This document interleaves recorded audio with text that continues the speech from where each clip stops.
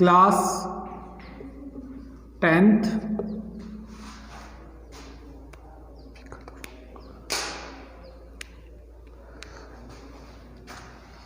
इसमें हम पिछली क्लास में पास्ट कॉन्टिन्यूस पढ़ रहे थे, उसके हमने यूज कर लिए थे, 2 यूज कर लिए थे, वो पर्याप्त है आपके लिए पास्ट कॉन्टिन्यूस में। और इसकी एडवर्ब लिखेंगे हम पास्ट कॉन्टिन्यूस टेंस की। तो पास्ट कॉन्टिन्यूस टेंस एडवर्ब क्या होगी?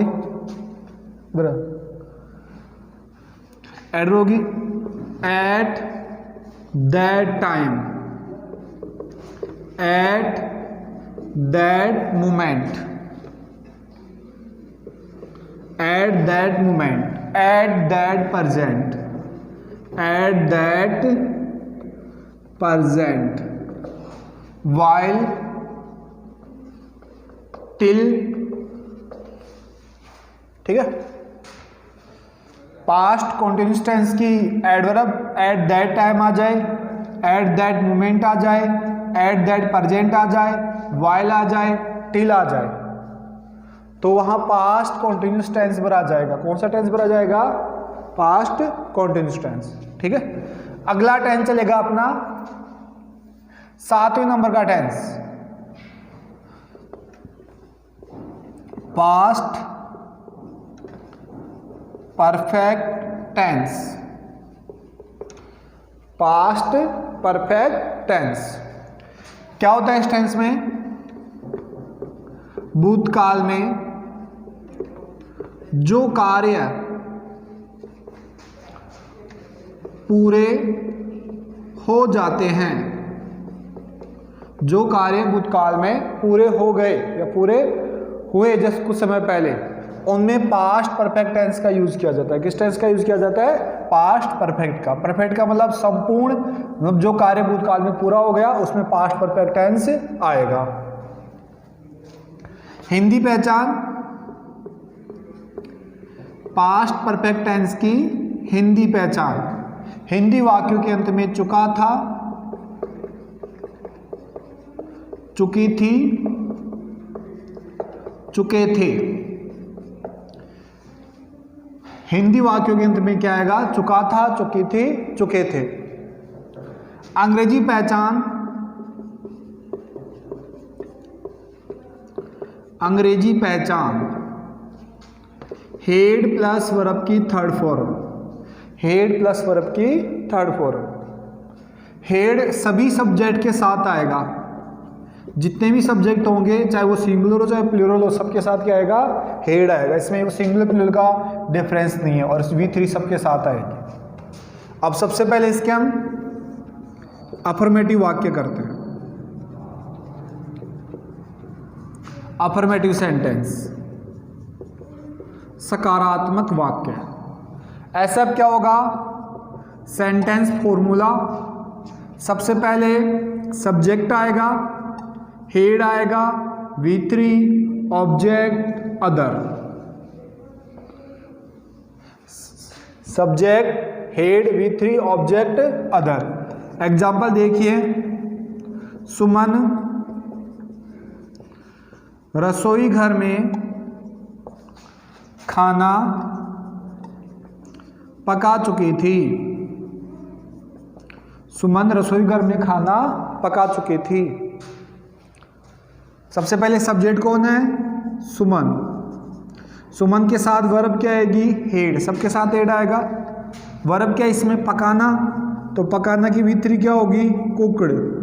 ऑब्जेक्ट क्या है? खाना, फूड। अदर क्या है? रसोई घर में, तो in the kitchen, in the kitchen. Suman subject हो गया, हेड सहायक क्रिया हो गई, V3 ऑब्जेक्ट और अदर। ये आपका वाक्य बन गया। दूसरा सेंटेंस, रोहन पार्क में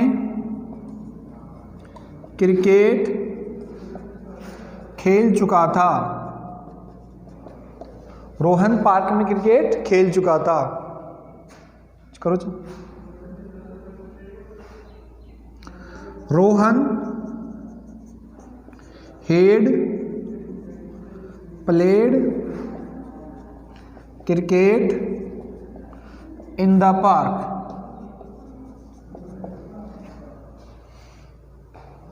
सही। रोहन सब्जेक्ट हो गया, हेड V3 हो, सहायक क्रिया हो गई V3, ऑब्जेक्ट और अदर। इसके साधारण वाक्य हैं। अब करेंगे हम इसके कौन से वाक्य है, नेगेटिव सेंटेंस। कौन से वाक्य है, negative sentence.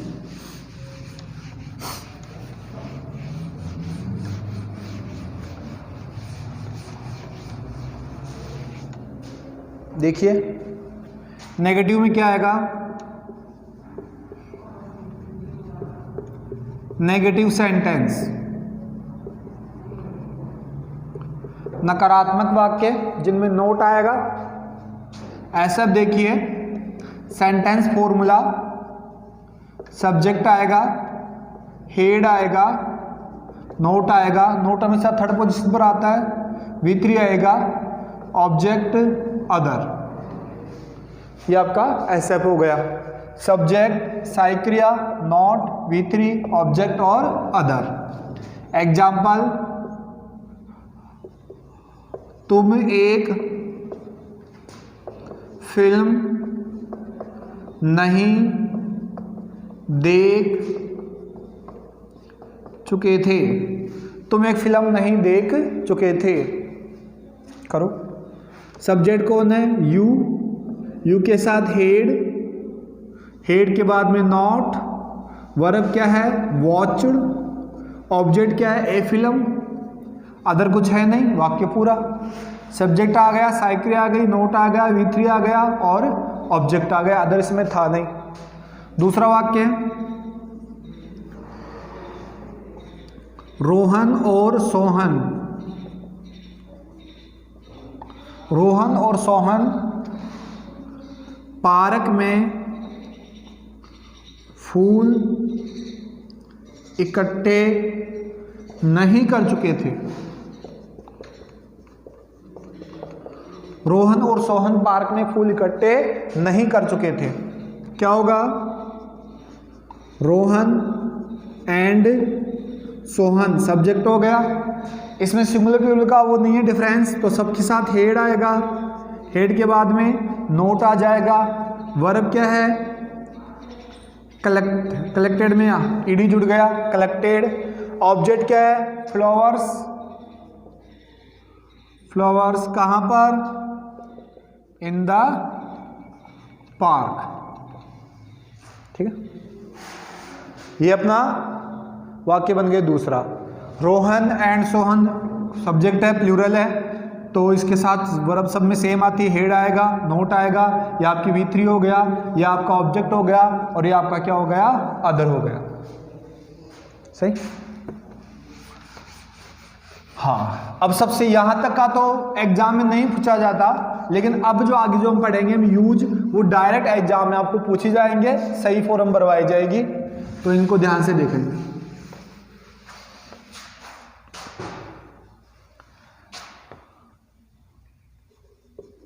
Past perfect tense के यूज, कहाँ कहाँ ये टेंस फिल किया जाएगा, किन किन कंडीशंस में इसका यूज किया जाएगा। देखिए पहला यूज, भूतकाल में वाक्य बिफोर, आफ्टर, वेन से जुड़ा हुआ हो। जो कार्य पहले घटित होगा उसमें पास्ट परफेक्ट टेंस, उसमें पास्ट परफेक्ट टेंस, वह जो कार्य बाद में घटित होगा उसमें past simple tense, past simple tense भरा जाता है।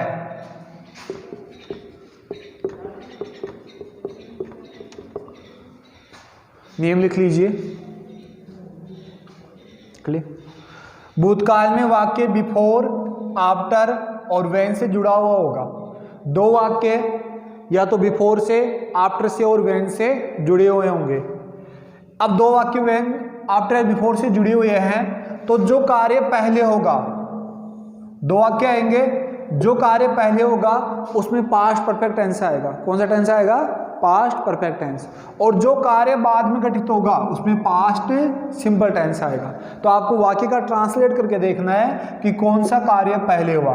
पहले होने वाले वाक्य में पास्ट परफेक्ट आएगा, मतलब हेड प्लस V3, और जो कार्य बाद में होगा उसमें कौन सा टेंस आएगा? Past simple tense. एग्जाम्पल देखना,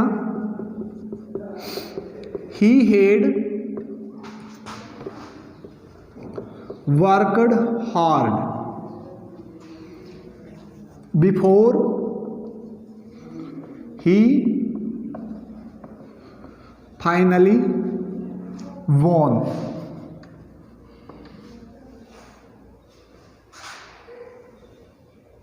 ठीक है, कल देखिए, he had worked hard before he finally won. वाक्य किससे जुड़ा हुआ है? बिफोर से। जो कार्य पहले होगा उसमें हेड प्लस V3 आ गया, और जो बाद में उसमें V2 आ गया।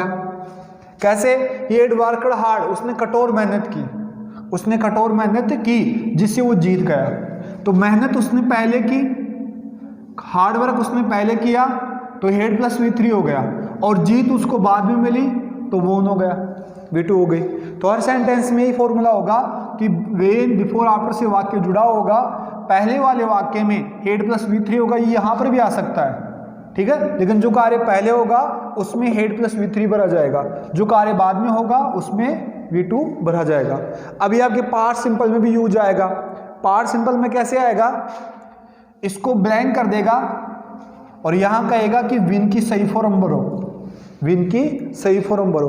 अगर आपको नियम याद है कि पहले वाक्य में हेड प्लस V3 है और ये कार्य पहले हो रहा है, तो बाद में आप V2 भर दोगे, तो ये आपके पार्ट सिंपल भी हो जाएगा। और अगर इसके लिए पूछेगा तो यहाँ पर हार्ड वर्क की फॉर्म भरवाएगा, तो यहाँ पर वोन हो जाएगा और यहाँ पर हार्ड वर्क हो जाएगा, ठीक है, वर्कड हो जाएगा। तो ये दोनों टेंस यूज आएगा, दोनों में, और दोनों टेंस इंपॉर्टेंट है। पास्ट सिंपल भी ज़्यादा पूछा जाता है और पास्ट परफेक्ट भी ज़्यादा पूछा जाता है। क्लियर? कोई डाउट? दूसरा नियम, बाकी लिखिएगा नहीं। दूसरा रूल, इजी रूल है, आफ्टर के बाद में प्राय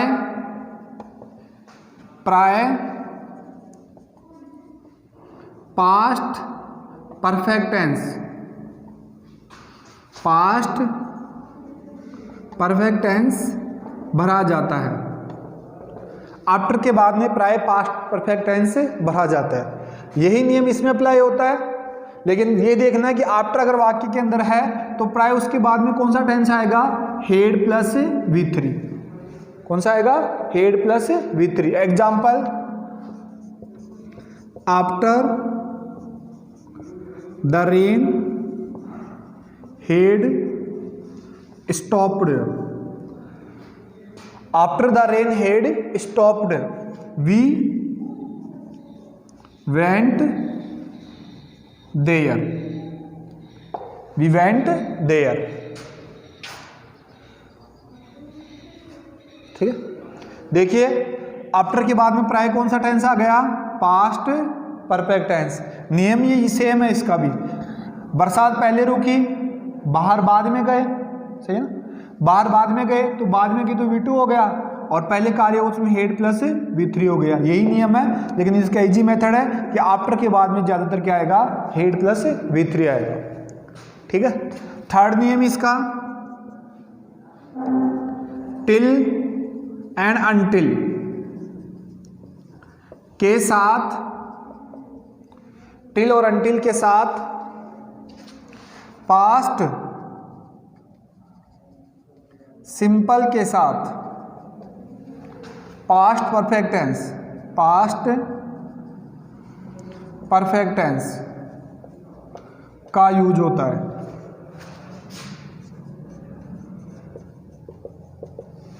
का यूज होता है। देखिए वाक्य टिल या अंटिल से जुड़ा हुआ होगा, एक तरफ पास्ट सिंपल आएगा तो दूसरी तरफ क्या आ जाएगा, पास्ट परफेक्ट टेंस आ जाएगा। और वाक्य किससे जुड़ा होगा, टिल और अंटिल से। एग्जाम्पल देखिए, he did not move until I had asked him. Until I had asked him.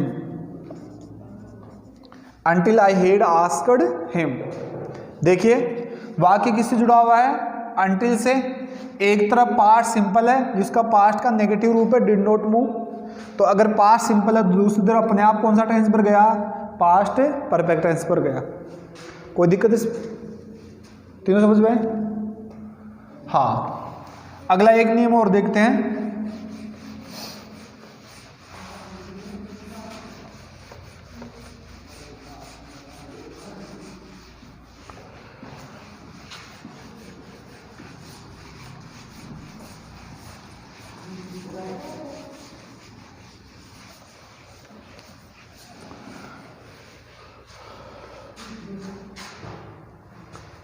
चौथा नियम, वाक्य इफ से स्टार्ट होगा। किससे स्टार्ट होगा, इफ से। If plus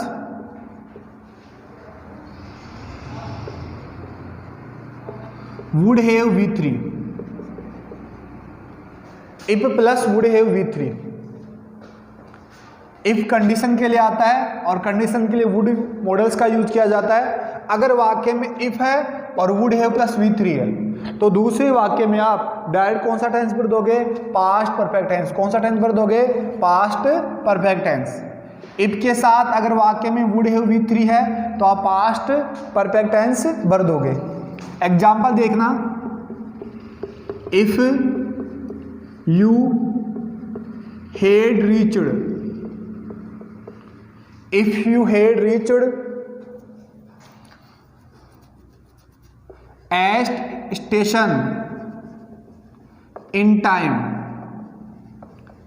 if you have reached eight station in time, in time, you would have meet your friend,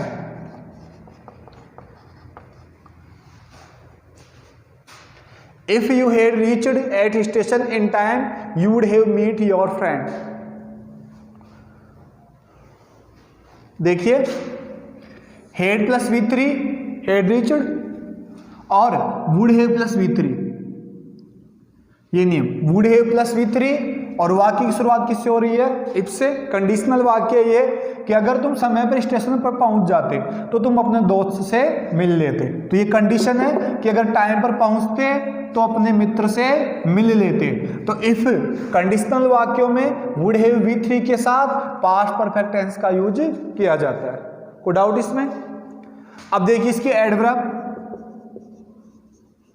adverb already दोनों में यूज किया जाएगा, ये आपके प्रेजेंट परफेक्ट में भी आएगा और पास्ट परफेक्ट टेंस में भी आएगा। बिफोर दोनों टेंसों में आएगा, टिल अनटिल दोनों टेंसों में आएगा, एज सून एज ये भी इसकी पहचान है। ठीक है, अगर वाक्य में ऑलरेडी आ जाए, बिफोर आ जाए, टिल अनटिल आ जाए, एज सून एज आ जाए तो वहां पास्ट परफेक्ट टेंस पर आ जाता है। अब आप ये कहोगे ये पास्ट सिंपल की भी है, sorry past perfect present simple की भी है, तो इनके साथ पास्ट का कोई वर्ड आएगा। जैसे बिफोर के साथ यहाँ पर वुड V2 आ रहा था तो यहाँ पर पास्ट परफेक्ट हो गया। अगर यहाँ V1 आता तो फिर प्रेजेंट परफेक्ट हो जाता। ठीक है, तो इनके साथ पास्ट का कोई वर्ड आएगा, पास्ट का कोई रूप आएगा तो वो पास्ट परफेक्ट टेंस कहलाएगा। ठीक है, अगला टेंस हम अगली क्लास में करेंगे।